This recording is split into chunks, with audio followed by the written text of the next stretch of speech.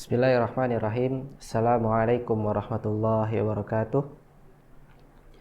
Alhamdulillahirabbil alamin wa bihi nasta'in ala umurid dunya waddin. Wassalatu wassalamu ala asyrafil anbiya'i wal mursalin wa ala alihi wa ashabihi ajma'in. Amma ba'du. Rabbana zidna ilman nafi'an warzuqna fahman kamilan. Amin ya rabbal alamin. Baik, insyaallah pada hari ini kita akan membahas suatu tema besar dari sebuah kitab yang sangat penting, yang sangat banyak digunakan oleh para penuntut ilmu dalam mempelajari ilmu hadis. Banyak juga digunakan di beberapa pondok pesantren. Kitab yang sebetulnya isinya singkat aja, hanya sekitar 40 hadis atau lebih tepatnya 42 hadis. Kitab yang mencakup atau merangkum tentang hadis-hadis yang sangat penting dalam kehidupan seorang muslim untuk mengetahui apa sebetulnya isi dari agama Islam. Dan kitab ini dirangkum oleh Imam Nawawi dari beberapa kitab-kitab hadis. Banyak ulama menyampaikan bahwasannya hadis Arba'in Nawawi ini disebut sebagai Jawami'ul Kalim, atau kitab yang isinya tentang hadis-hadis yang sudah mencakup tentang unsur-unsur kehidupan seorang muslim. Insya Allah kita akan mulai tema tentang hadis Arba'in ini. Kita mulai dari hadis yang pertama. Kita baca dulu teks hadisnya dan juga terjemahannya. Hadis yang pertama bunyinya adalah An Amiril Mu'minin Abi Hafs Umar bin Al-Khattab radhiyallahu ta'ala anhu qala sami'tu Rasulullah sallallahu alaihi wasallam yaqul innamal a'malu binniyat wa innamal likulli imri'in ma nawa faman kanat hijratuhu ila Allah wa rasulih fa hijratuhu ila Allah wa rasulih wa man kanat hijratuhu lid-dunya yusibuha aw imra'atin yankihuha fa hijratuhu ila ma hajara ilaihi. Rawahu Imamul Muhaddisin Abu Abdillah Muhammad bin Ismail bin Ibrahim bin Al-Mughirah bin Bardizbah Al-Bukhari Al-Ju'fi wa Abul Husain Muslim bin Al-Hajjaj bin Muslim Al-Kushairi An-Naisaburi fi sahihaihima allazaini huma asahhul kutub al-musannafah. Baik, di hadis yang pertama ini, hadis yang membahas tentang niat. Hadis ini disampaikan oleh sahabat Nabi Muhammad sallallahu alaihi wasallam, yaitu Amirul Mukminin Abi Hafs Umar bin Al-Khattab, khalifah kedua umat muslim pengganti Nabi Muhammad, yaitu Abi Hafs Umar bin Al-Khattab. Umar bin Al-Khattab radhiyallahu anhu berkata bahwasannya qala sami'tu Rasulullah sallallahu alaihi wasallam. Umar radhiyallahu anhu mendengarkan langsung perkataan Nabi Muhammad sallallahu alaihi wasallam tentang hadis ini. Jadi Umar radhiyallahu anhu langsung mendengar apa yang disampaikan oleh Nabi Muhammad sallallahu alaihi wasallam, bukan dari orang lain, bukan dari perantara orang lain. Dan ini merupakan salah satu tingkatan derajat hadis yang paling tinggi dalam periwayatan, bahwasannya Umar mendengarkan langsung apa yang disampaikan oleh Nabi Muhammad. Dalam teksnya disebutkan sami' atau mendengarkan langsung, bukan an atau bukan qala Nabi. Jadi langsung dari Nabi Muhammad sallallahu alaihi wasallam. Dan Nabi Muhammad bersabda, innamal a'malu binniyat, bahwasannya sesungguhnya amal itu tergantung pada niatnya. Jadi dalam tafsir tentang hadis ini, para ulama menyebutkan bahwasannya sesungguhnya setiap amal itu yang dilakukan berdasarkan secara kesadaran sudah pasti akan didasari oleh niat. Ini pendapat yang pertama. Atau juga ada pendapat yang kedua bahwasannya innamal a'malu binniyat, artinya adalah segala amal itu seharusnya itu didahului oleh niat.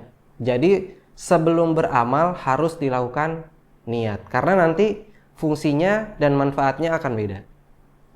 Kemudian Wa innama likulli imri'in ma nawa. Bahwasannya sesungguhnya seorang itu tergantung dengan apa yang ia niatkan. Faman kanat hijratuhu ilallahi wa rasulih fahijratuhu ilallahi wa rasulih. Barang siapa yang melakukan hijrah kepada Allah dan Rasulnya, maka hijrah yang ia lakukan itu akan mendapatkan sesuai yang dia niatkan, yaitu untuk Allah dan Rasulullah. Wa man kanat hijratuhu lidunya yusibuha aw imra'atin yankihuha fahijratuhu ila ma hajara ilaih. Dan barang siapa yang hijrahnya untuk tujuan dunia yang ingin ia capai atau perempuan yang ingin ia nikahi, maka hijrahnya itu berdasarkan apa yang ia niatkan atau ia tuju. Rawahu Imamul Muhaddisin, diriwayatkan oleh dua orang imam hadis, Abu Abdullah Muhammad bin Ismail bin Ibrahim bin Al-Mughirah bin Bardizbah Al-Bukhari Al-Ju'fi, atau lebih terkenal kita kenal dengan nama Imam Bukhari, dan juga Abul Husain Muhammad bin Hajjaj bin Muslim Al-Kushairi An-Naisaburi fi sahihaihima allazaini huma asahul kutubul musannafah, atau kita kenal dengan Imam Muslim.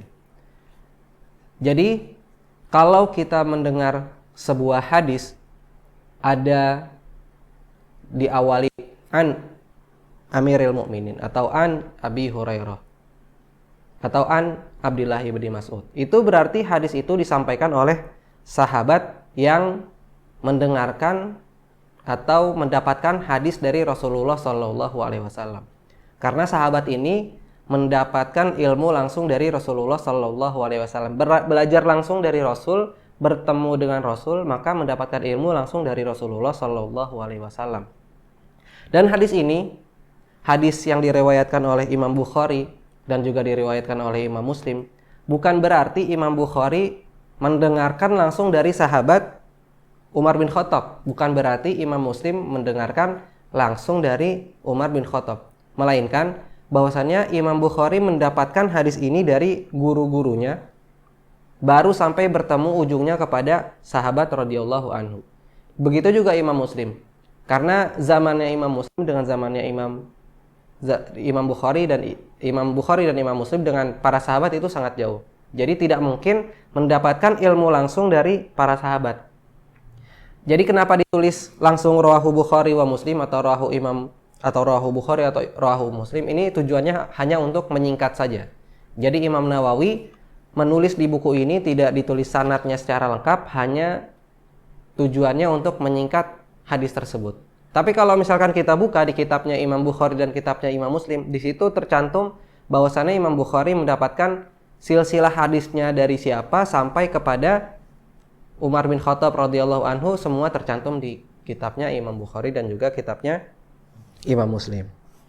Dan kalau misalkan kita mendapatkan sebuah teks Sami'tu Rasulullah sallallahu alaihi wasallam yaqul, berarti setelah perkataan ini itu disebut sebagai matan hadis atau hal yang disampaikan oleh Nabi Muhammad sallallahu alaihi wasallam. Jadi hadis ini berisi tentang sanad dan juga matan. Sanad itu yaitu silsilah, bagaimana cara ulama mendapatkan hadisnya tersebut dari siapanya. Kemudian matan itu adalah isi hadisnya. Dan di dalam hadis ini membahas tentang pentingnya niat seorang hamba ketika melakukan suatu ibadah. Hadis ini disebutkan atau dicantumkan di dalam urutan hadis yang pertama. Dalam kitab Arba'in Nawawi diletakkan hadis ini di dalam hadis yang pertama, pada hadis yang pertama. Mengingat betapa pentingnya hadis ini dalam memulai kehidupan atau dalam memulai suatu amal. Karena semua amal itu bergantung pada niat hambanya.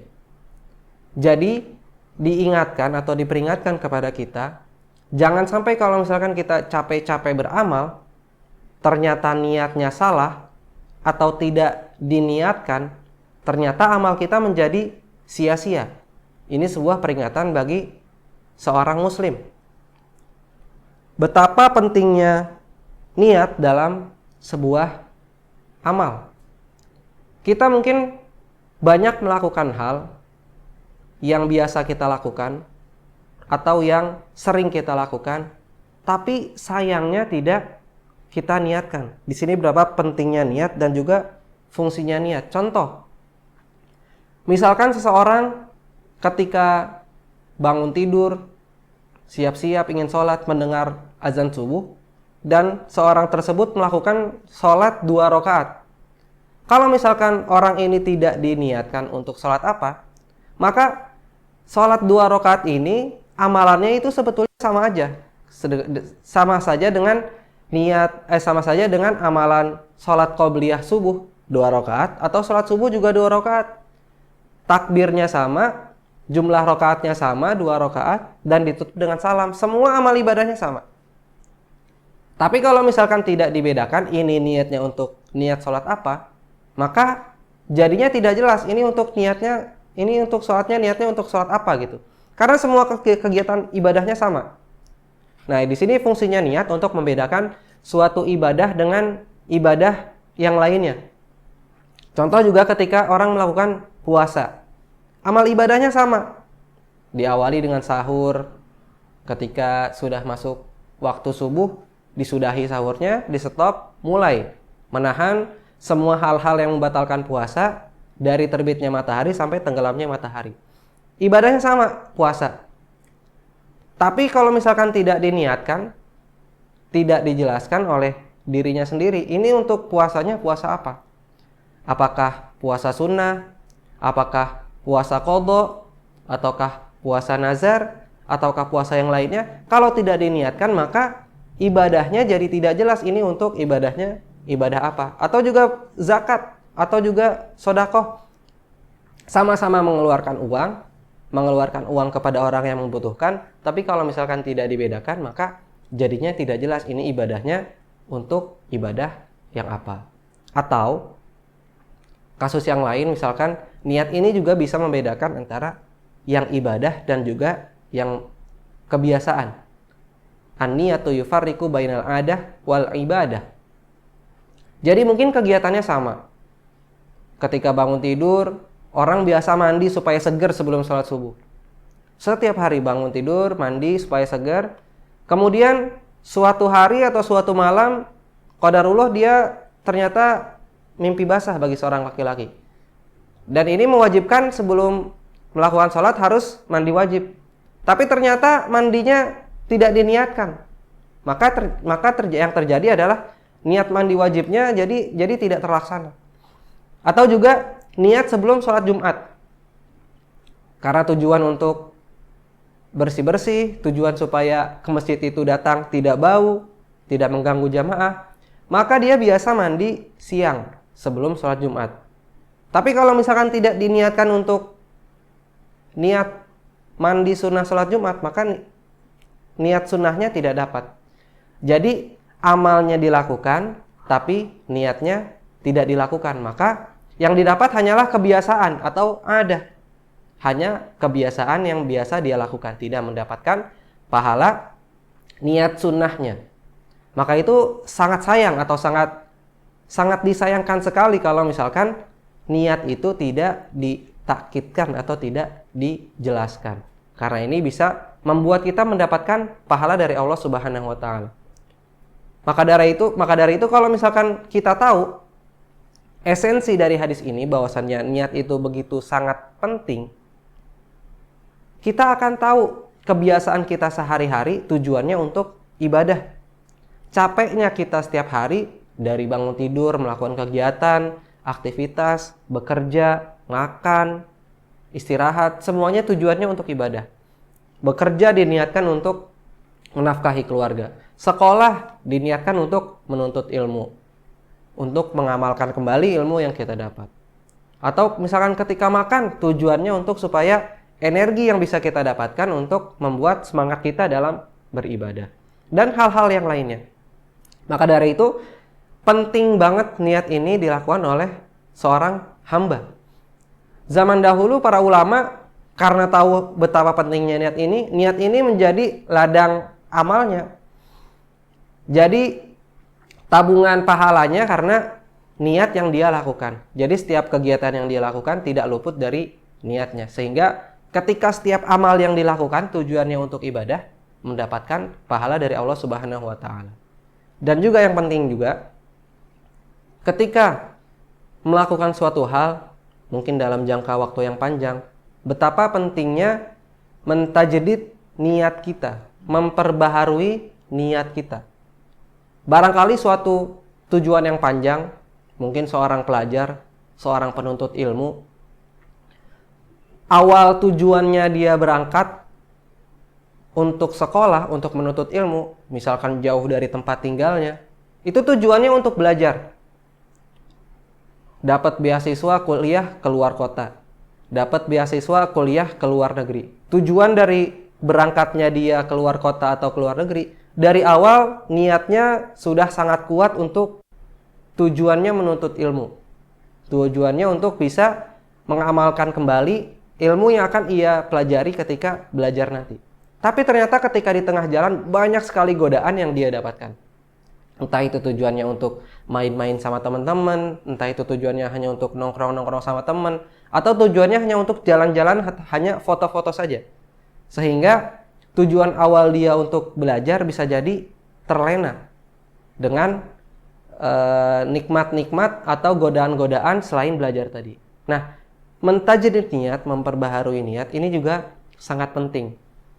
Karena bisa merubah niat awal kita yang awalnya niatnya baik menjadi niatnya berubah menjadi niat yang tadinya niatnya buat ibadah menjadi niat buat kebiasaan aja untuk melakukan rutinitas sehari-hari.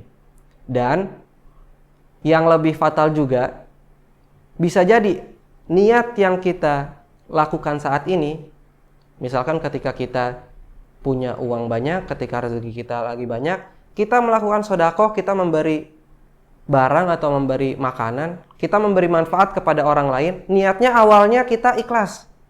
Awalnya ketika kita memberi itu niatnya ikhlas untuk membantu orang tersebut. Tapi ketika beberapa tahun kemudian, ketika beberapa puluh tahun kemudian, kondisinya barangkali bisa jadi terbalik.